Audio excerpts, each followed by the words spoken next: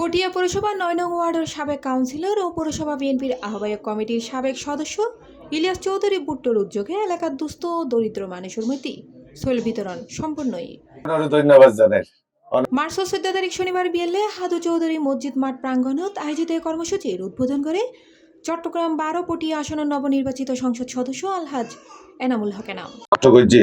এলি নাই ওনারা লেন আই শুট করে নাই জম ওনারা দোয়া করিবেন যাতে আই হঠাৎই ওনারার এলাকার হাসকুইজম মানুষের সুখে দুঃখে থাকুম ইয়ে নেই যাতে গড়ি যেতে ইয়ে নেই।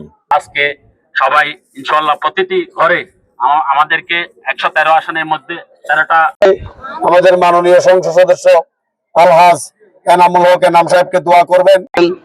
এই জন্য প্রিয় নেতা আলহাজ এনামুল হক এনাম ভাই পটিয়া পৌরসভা বিএনপির পক্ষ থেকে ওনাকে ধন্যবাদ জানাচ্ছি।